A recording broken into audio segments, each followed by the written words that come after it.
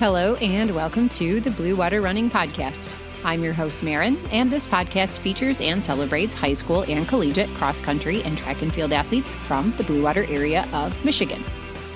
Today's episode features Reese Powers, a 2022 Marysville High School grad and recent Michigan State University cross-country and track athlete.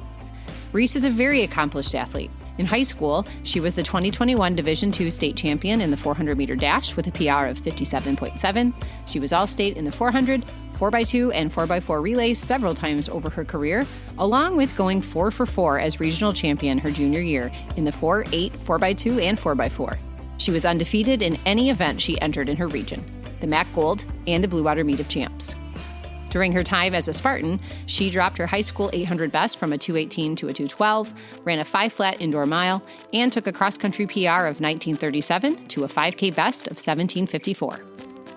Reese is here to give us a little perspective into life as a D1 athlete in a Big Ten program, her point of view on the implications of the new NCAA roster cap rules following the House versus NCAA settlement, how it has affected her personally, and give us insight into her personal life as a Blue Water area runner. Thanks for popping on to the Blue Water Running Podcast. I'm excited to get your perspective on everything D1 track, field, and cross country and some of the changes we've been seeing coming to the sport. So thanks for joining me. Yeah, thank you for having me. Yeah, so let's start out by getting a little background into your involvement in track and field. So how did you first get introduced to the sport? How old were you? How did it all begin for you? Yeah, so my father was the one who really introduced me into the sport. He was a track runner in high school and into college. And when I was really young, probably like 6 or 7, I remember he would take us to the Marysville Invite every single year. And it really excited me watching all the high schoolers get to race and everything. And I just wanted to join them. So, that's how I really got introduced to the sport. I didn't start running until run club in like 4th or 5th grade, but it was ultimately my father who kind of got me into the sport. Yeah, that usually tends to have a heavy influence if you have a parent who's involved. Now, do you have a favorite high school memory from your years as a Marysville Viking? I think my favorite memory as a Viking would be my senior year when we won regionals.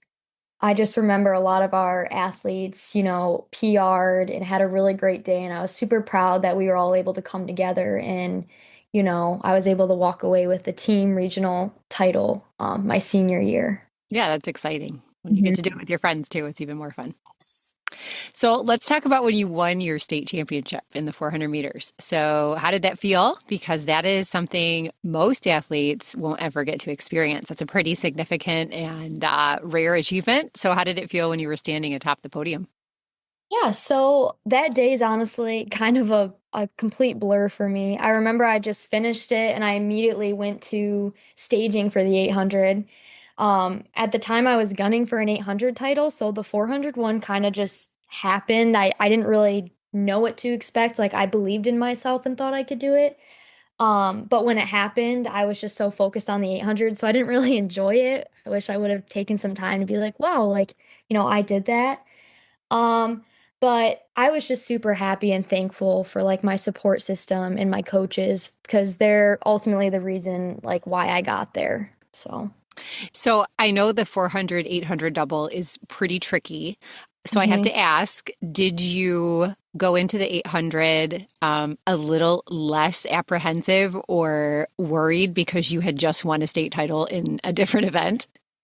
Honestly, I doubled every single race that year in the 4 and 8, also running 2 relays.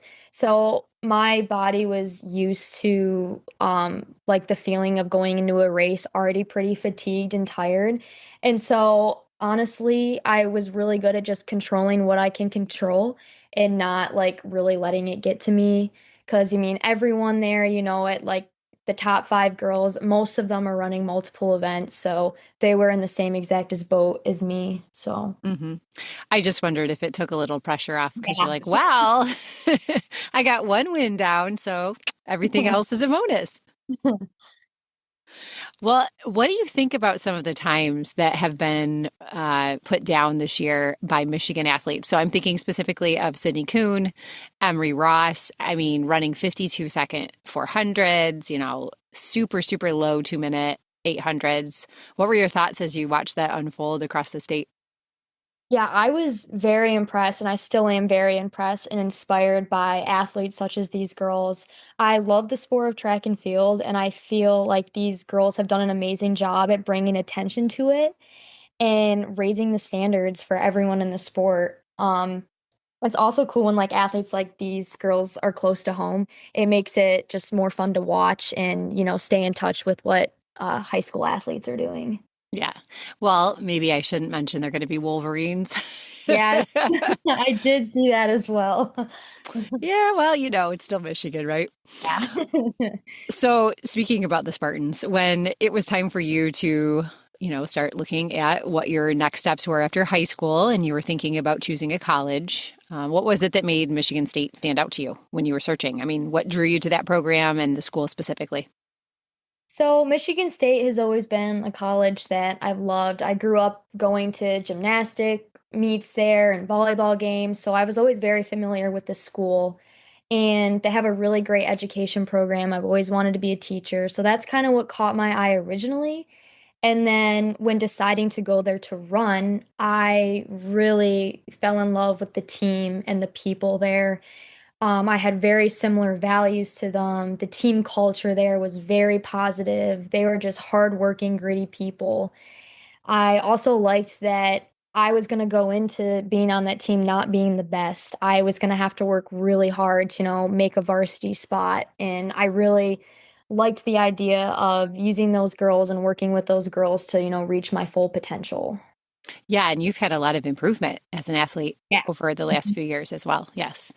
Well, how does a student balance academics with D1 athletics? How do you find a good mix of, paying attention to both things that are very important while still enjoying your college experience?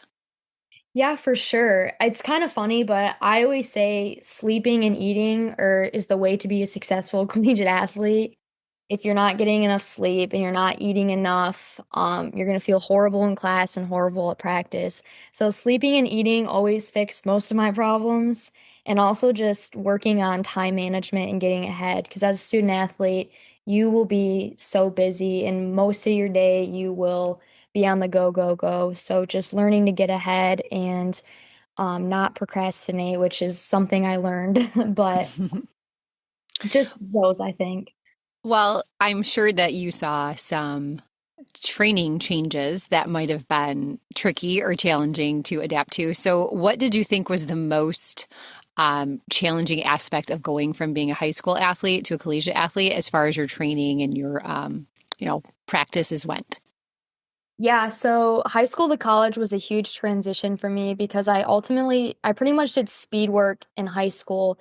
And when I went to college, I was a distance runner. So I went from running about 10 to 12 miles per week during track to 50 to 55 miles per week, which was very hard for me to do because just building up and being consistent with that. Also, I think the racing in high school, I was racing 2 to 3 times per week, and in college, I was racing 4 times per season. So it was definitely a big adjustment to do that. Did you miss racing as frequently? I did. I honestly, the most thing I loved about track was just being competitive and getting out there on the track. And so it was definitely weird to be just honestly practicing and working out so much more than what I did in high school. Yeah, my son has mentioned that he Mhm. misses racing. I mean, he enjoys racing less because he can focus, a more intense effort into Mhm. a race, but he does sometimes miss the fact that, it's like, okay, you do 5 races and then there's your season. Yes, literally. Hmm. Well, what do you enjoy about MSU the most? What's something that really makes you feel at home there? I would say once again, like the people, MSU like was known for having a very large women's distance team. So it was so awesome to be able to like go to practice. And I ran with different people every single day. I was running with a new group of girls and having different conversations and just talking about their life. And honestly, just being on the campus, I think the campus is absolutely gorgeous in the fall and spring. It's just super cozy. Yes, it's very beautiful. Even just as a visitor, I've always thought that it's a very lovely place to be. Mhm. So, what were some of the perks that a D1 athlete would enjoy? Now, I never ran D1. No one in my family ever did. But I've heard, I've heard from some other athletes in different programs, some of the nice perks or the, I don't know, opportunities or facilities that a D1 athlete enjoys. So, can you just maybe describe some of those for us? Yeah, so we were very, very lucky as student athletes. We were very spoiled. Some of the perks would be like the gear drops each season. I mean, we had so many t-shirts, socks, shorts, and always fun to see what they came out with like every season. Unlimited like shoes. I never had to buy any of my trainers. Like they provide all of that for us.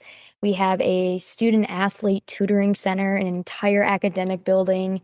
So we also with that came free tutoring. Um, Pretty much anything you could think of, we have available to us. On staff doctors, trainers, sports psychologists, mental health therapists, anything that's going to help us reach our best peak shape and fitness, they provided to us pretty much for free. Yeah, that sounds amazing. Did you have your own facility for your athletes, like a track or a cross country facility that was just for you? We would share the indoor track with wrestling and gymnastics sometimes in the winter. The outdoor track was primarily for us during outdoor, and then we had our own locker room and like fueling station section as well, just Okay. for us. Nice. Yeah, that's something most athletes don't get to enjoy in high school for sure. But well, as many of us know, the big news in the NCAA this year was the House versus NCAA lawsuit. So, when did you first hear about that, the settlement, the roster limit rules, et cetera? And how were they presented or explained to you or your team by whether it be your coaches or your athletic department? So I first heard about the lawsuit. I was on vacation actually, just like scrolling through Instagram, and I saw like the posts, it kind of went viral and everyone was talking about it. So that's when I first read about it. And then school comes around, we go to cross country camp, and our head coach and director of track and field explained pretty much what was in all those posts. I mean, she couldn't go into detail too much because there were still a lot of unknowns at the time.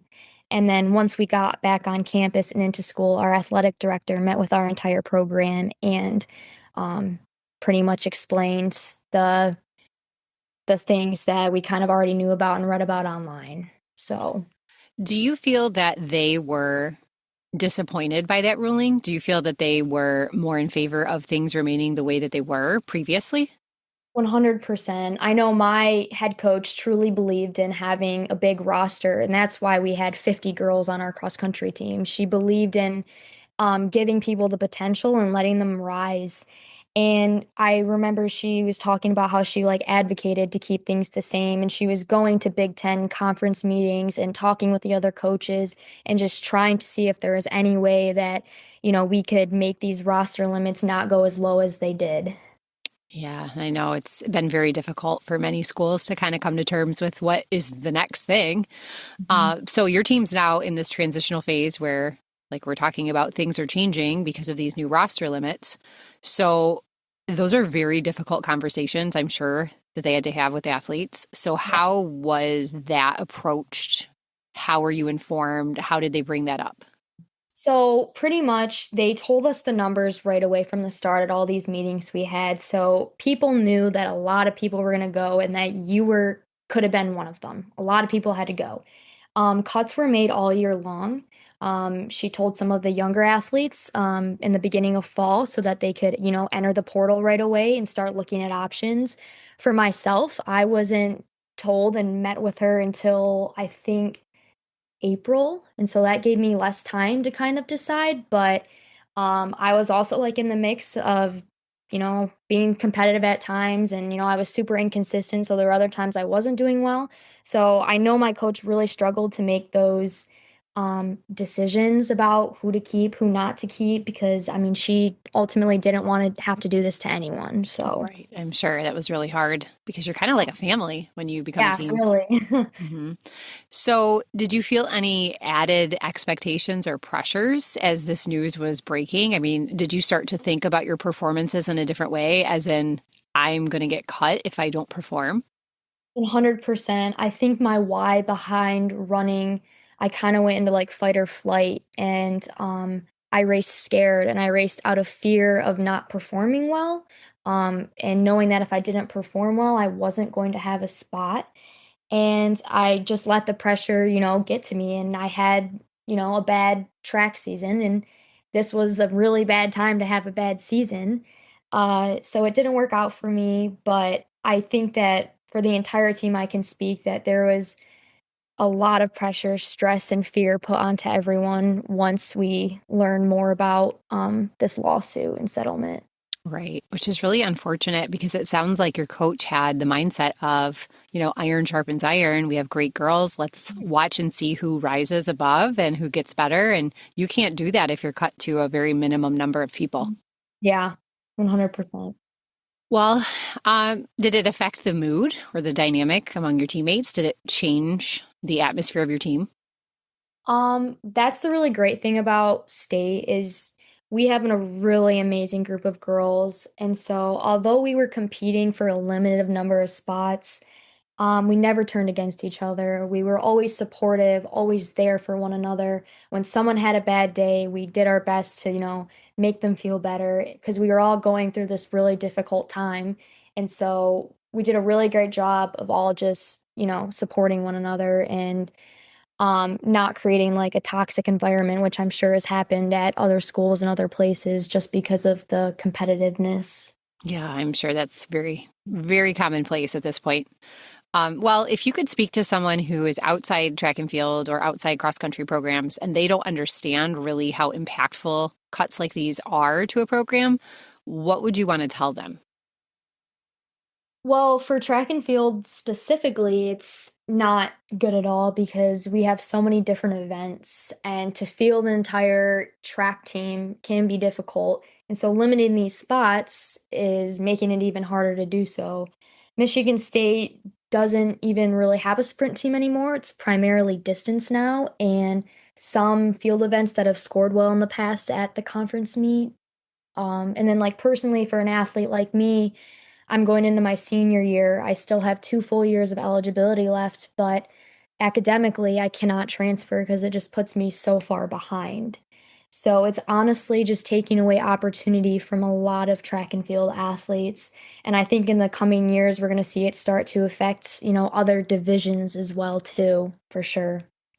Yeah, my son runs in the NAIA, and we've talked a lot about how athletes who are seeking a new home to run, a new team, they're going to leave D1 and that's going to trickle down into D2 or D3 and then into the NAIA. And it's going to be interesting to see how that shakes up competition at all levels, not just D1. 100%. Yeah, I agree. Do you feel that schools might be considering cutting field events because a distance athlete can run more, like cross country and indoor and outdoor track, or a field event athlete is kind of constrained to that indoor outdoor season, like, quote, more bang for your buck? Yeah, so I think that unfortunately, I think all track events are very valuable to have a successful program, but distance runners, you can get mid-D girls that can be thrown on a 4x4 leg, and they're just more versatile and you can take this one girl and she can run multiple things versus, another girl in field event that can only do that. So, hmm Which is unfortunate because those athletes are highly skilled and very mhm, competitive, and that's not how things should be. yeah, for sure. Well, some tough new realities on the horizon. So, what advice would you give to a high school recruit who is considering a D1 program now that we know that these roster caps are in place? What advice would you give to somebody with the dream of doing that in college? I would tell a high schooler to still chase your dreams. you're still young, you're still figuring things out, and I don't think you should, change your goals just because of these roster limits and limit yourself. I would just say be cautious and go to a place where you're really wanted, valued, and can contribute to the team for sure. Yeah, that's good advice all year long. Well, what has being a Spartan and representing Michigan State meant to you, even in the face of all of this change?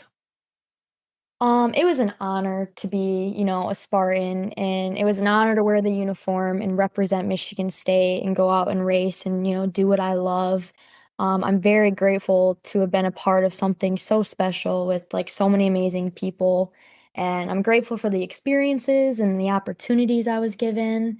Although I don't agree with, being cut, I still have so much respect for the coaches and the programs, and I'm sure I'll still be at all the meets cheering everyone on and being around as many of them as I can. So, what is next for you in athletics and the next phase of your life? So for athletics, I might run club depending on how busy I am student teaching. I'll be full-time student teaching in the fall and the spring. So we'll see how that goes before I make any final decisions on what I'm going to do. And then hopefully in the spring, I can get a teaching job and hopefully look for a high school coaching position somewhere nearby to, start on this next chapter of my life.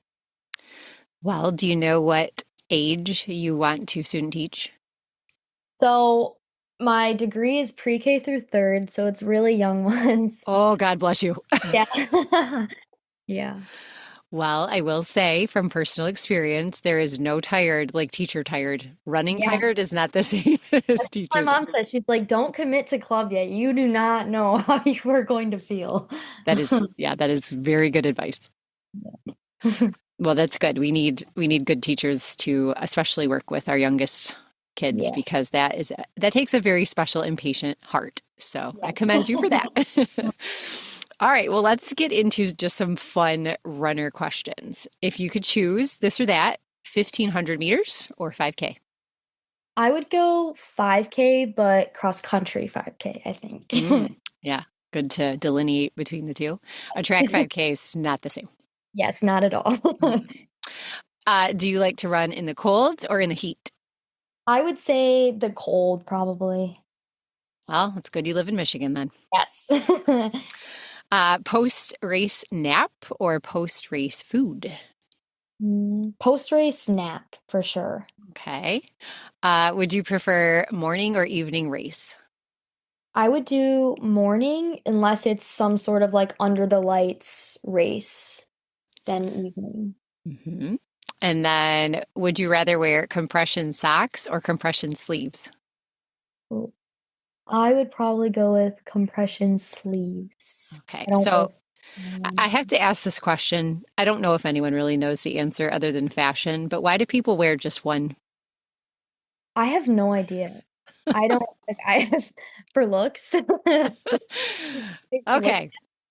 I just didn't know if I was missing something. I'm like, No, I don't no, I think have it serves no any idea. function, but It definitely doesn't. all right. Well, that's good to know. I don't feel so uneducated now. All right. So, if you could meet someone in the track and field professional scene, who would you like to meet? Ooh, well, that's a tough one. Probably Sydney McLaughlin. I've always really looked up to her, and I feel like she's always doing so many neat and, you know, cool things. So probably her. Yeah, she's a popular fan favorite. Yes. And if you could go run anywhere in the world, where would you go and who would you run with? I would definitely go to Oregon to run. I've heard great things about running there.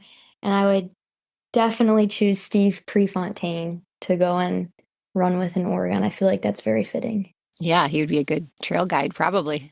Mhm. He'd know all the local roads for sure. Well, Reese, it has been a true honor to speak with you. I really appreciate you taking time out of your summer and giving us a little insight into the world of, well, D1 changes. It's kind of tumultuous right now in that scene, so it's always good to get a little inside perspective. But it's been great talking to you, and thanks for joining me. Thank you so much for having me. It's been a blast. Thank you so much for listening to today's episode. Please share the podcast to help spread the word about Blue Water Running's mission, which is to feature and celebrate the achievements of our local athletes in our area.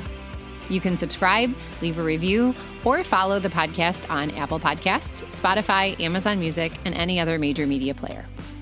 You can follow Blue Water Running on Instagram, X, TikTok, Facebook, and YouTube, along with athlete and meet reports and photography on the website at bluewaterrunning.org. Coverage of Blue Water Running is sponsored in part by Elite Feet of Port Huron. If you need running shoes, spikes, or apparel, they have a friendly and knowledgeable staff to help you find the right fit, and they've spent years supporting our local athletes. They are located at 327 Huron Ave in downtown Port Huron. Verlindy Insurance, located in Richmond, Michigan, is also a supporter of coverage on Blue Water Running. Training as an athlete teaches you resilience and preparation. Apply those lessons to your life with their insurance plans and be ready for anything with them by your side.